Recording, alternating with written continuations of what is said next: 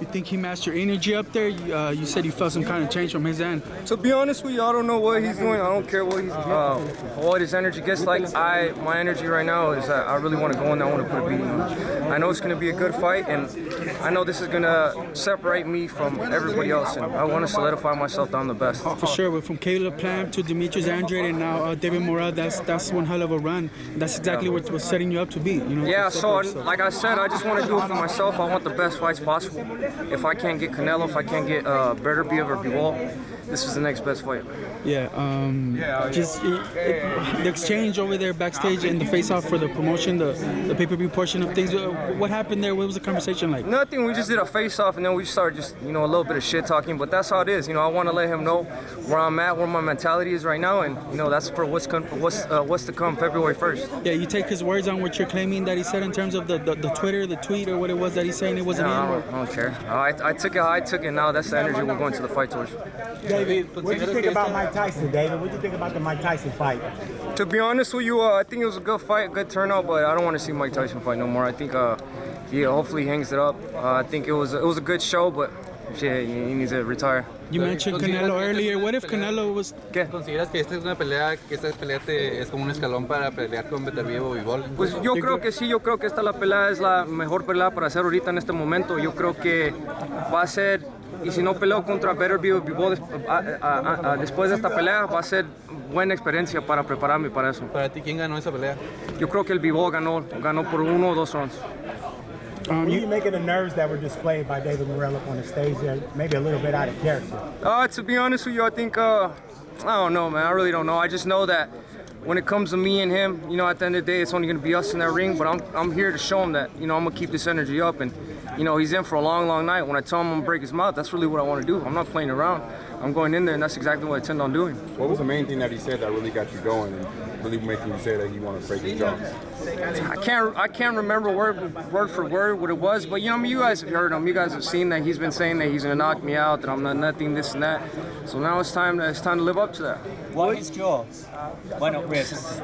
Oh, well, the ribs too, but the jaw is the only thing I can think of right now. But we're gonna put a beating on him, man. I know it's not gonna be an easy task, but this is the type of fight I want. This is because I think this is gonna show, I know this is gonna show what level I'm at. David Benavidez, eres muy calmado, muy tranquilo, pero ¿por qué hoy te viste enojado con Morrell? Pues no estaba enojado. La cosa es que esta es una pelea bien difícil. Solo le tengo que enseñar de dónde estoy ahorita, cómo me siento y así es.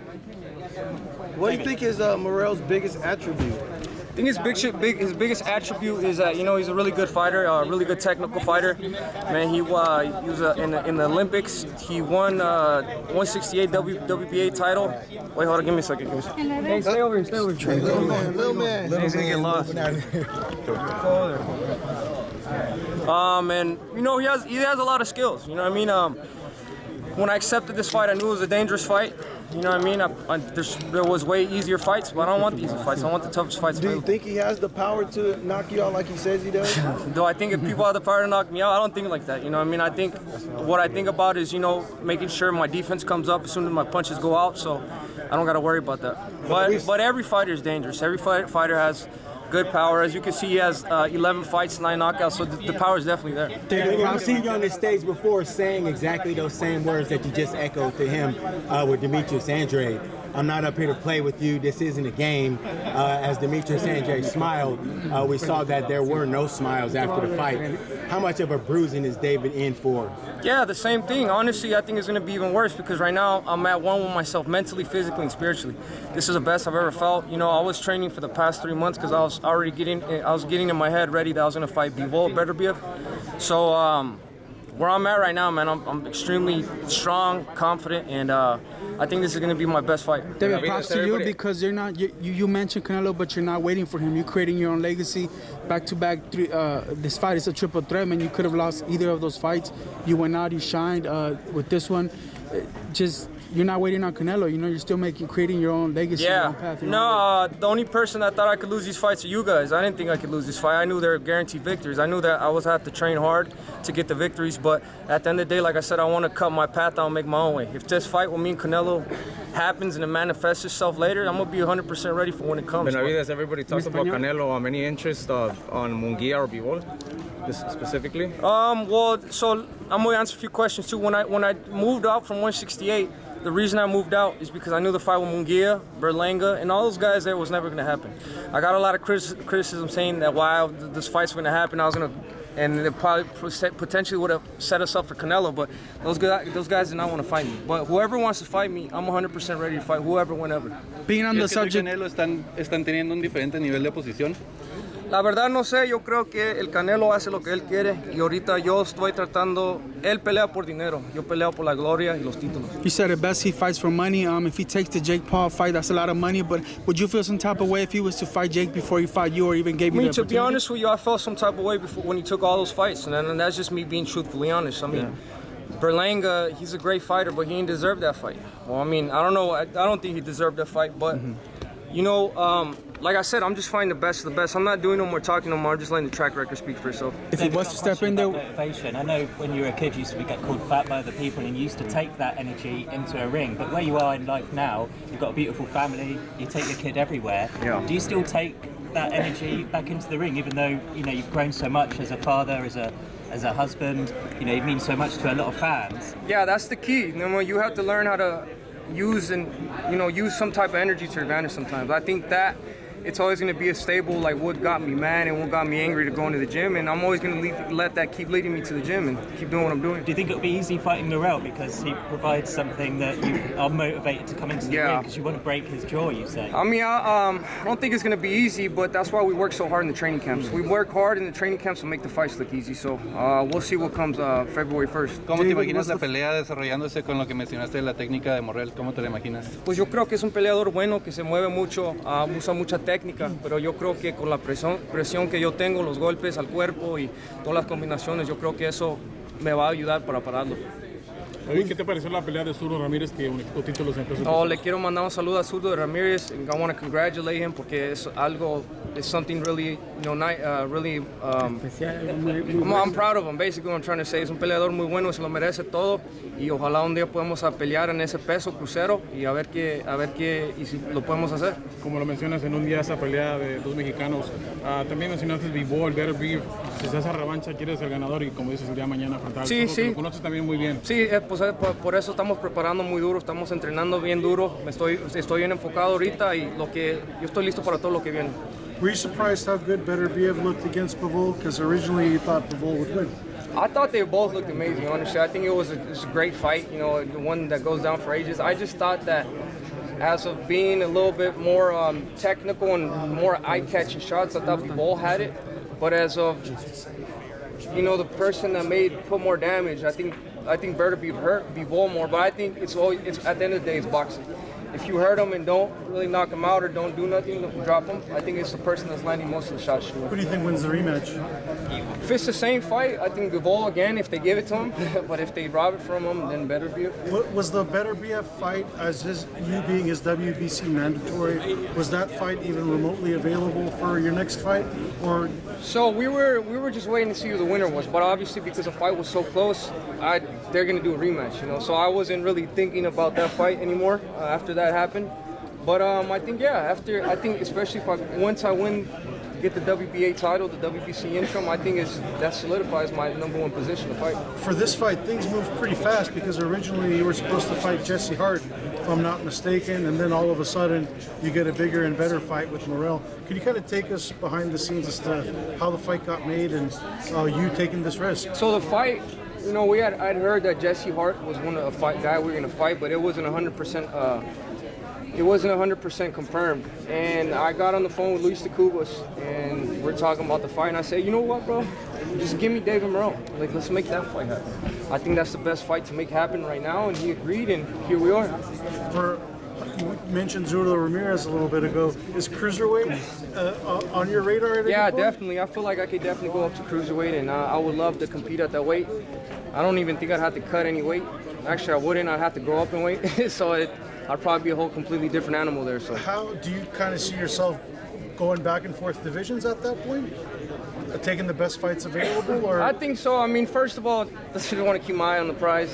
February 1st, I got a tough fight in front of me, but I definitely do feel I could come down from cruiserweight to 175. But like I said, if it's God's plan, going to go for it. Turkey Al-Sheikh has obviously had his share of fighters that he wants to make deals with. Have you had any conversations? Yeah, we've spoken to Turkey, but as of right now, with PBC, Al Heyman, Luis Taku, Samson Lukowicz, and that's how I was going to say for right now.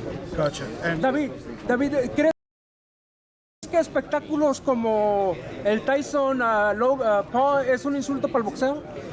La verdad, yo no creo que es un insulto al boxeo porque Mike Tyson ha hecho mucho en el deporte de boxeo. So, si le tienen una oportunidad para hacer 20, 30 millones, yo creo que es bien para él, pero yo creo que se debe de quedar retired. Yo creo que ya no debe de pelear. Si a ti te ofrecieran una pelea contra Paul, ¿tú la tomarías? 100%, aquí estoy Hasta listo en este momento para pelear con todos, aquí estoy, listo. Were you irritated watching the fight with Mike Tyson and Jake Paul with the way that Mike Tyson just wasn't able to get started with the age showing so much? Are you one of the fighters that had taken umbrage with Jake Paul's victory over Mike Tyson and wanted revenge at? There's been a number of guys that have called him out. If you would have tried to hurt Mike Tyson, maybe, but you know what I mean? Mike Tyson, you know, he went in there, he made a good paycheck, and he deserves that, you know what I mean? I'm just happy that he didn't get hurt in there, you know, because at the end of the day, Mike Tyson's Mike Tyson, but a 6-year-old Mike Tyson is a different Mike Tyson, you know what I mean? So I feel like it was a good event. What do you think about the way that Jake Paul's going about things, sort of looking for boxers that are on the outskirts of health and career, older guys, maybe guys that, in the eyes of the public, may be a little bit more washed up? I mean, at the end of the day, you're your own man. If you agree to the fight, you sign the contract, then that's on you. 2 more questions. So many fighters have said that they want to take the biggest fights and fight the biggest fights and the best fighters.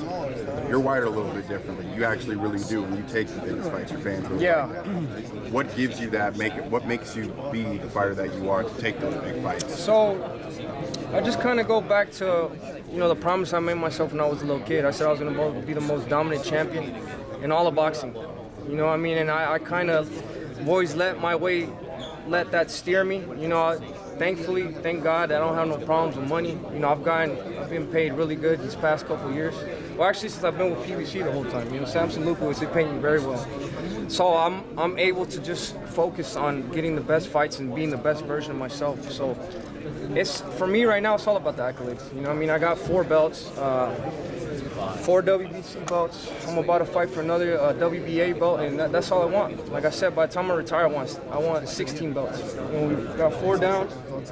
I don't know how much that is. I'm not good at math, but you know, when we talk about David Morrell Jr., a lot of people have given him a lot of credit, comparing him to the likes of you, Beterbiev, and other guys at the weight class, Canelo even.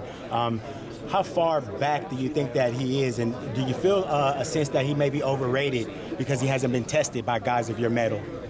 To be honest, I can't really say because I haven't seen him in there with a good guy that hits hard, and I haven't seen how he reacted. But I feel like with me, he just bit off a little bit too much so he could chew. That's why I'm saying you got to be really careful before you ask for it, because I might be there to give it to you. David, we were talking about Jake Paul earlier. He has his eyes at 175 champion Beterbiev now, and Daniel Dubois wants to fight him. I'm curious, what would a fight between you and Jake look like? Would it get out of the first round? Or? Jake is my friend. But, you know, what do you think of him? What do you think about him as the promoter, though? Putting Amanda Serrano and Katie Taylor in such tremendous position to make as much money as they did. What do you think about the events? Kind of different than what we've seen in boxing. You know, so that's another side of Jake Paul. Why I don't have a problem with anything he's doing, because he promotes himself really well. He's giving these other fighters that were not making no money a chance to eat, and now they're making millions of dollars, and they're giving them a big stage to perform on. You know what I mean? So at the end of the day, people, they just got to see that. He brought 60 million viewers, him and Tyson, 60 million viewers on Netflix. That's never been done in anything in boxing on Netflix. You know what I mean? So he's bringing, the more eyes he brings to the sport, is the better. You know, from us, where we're from, a lot of people that grew up like me, you know, we're from rough areas that are not good. We trained in gyms, they're all fucked up. So these are the only types of people we're around. For him, you know, he started in Disney. You know what I mean? So those are other crowds of people that he could put into boxing. You know, maybe a little kid that was very rich, very wealthy might see Jake Paul and maybe want to get into boxing. And maybe he becomes the best boxer like that. You know what I mean? So the more fans you get, the more people you touch with boxing, that's good with me. You know, I do love that. Let's move on from Jake Paul, guys. Let's talk about this fight, all right? A couple more questions. Un español, David. David, en un día donde los peleadores como el Canelo no quieren tomar los retos difíciles, tú vas contra a alguien que los llaman como un cucuy del boxeo. ¿Qué es lo que te motiva a poner el dinero a un lado y tomar ese tipo de retos? Pues la verdad lo que me motiva más son los cinturones y las peleas que le doy al público. Yo creo que esta pelea va a ser la más difícil pues ahorita de todo boxeo, pero yo creo que eso es lo que quieren los fans. Quieren mirar dos guerreros que se peleen y que le den un espectáculo a todos los fans. So eso es lo que vamos a hacer y eso es lo que me motiva. Have you watched David Morrell fight? No, I don't even know who he is. All right, that's it. Thank you, guys. Thank No, you. let me hold on. No, I definitely watched David. He's a great fighter. You know, I mean, I've watched him a lot. You know, I've been spending a lot of time watching him in tape, and he's a good fighter, but I'm a better fighter. What do you think his best assets are? He has good power. He has good hooks. He has a good right hook, good left hook, good uppercuts, and you know, when he really wants to, he can use the ring really good. So, you know, I got a big challenge in front of me, but that shit does not scare me. All right, thank you, guys. Thank you. Thank you. One last one for me. We You got had a few to injuries in the Kovacic fight. How are you feeling? come up here, guys. David. Okay, hold on, right here. Stay right here.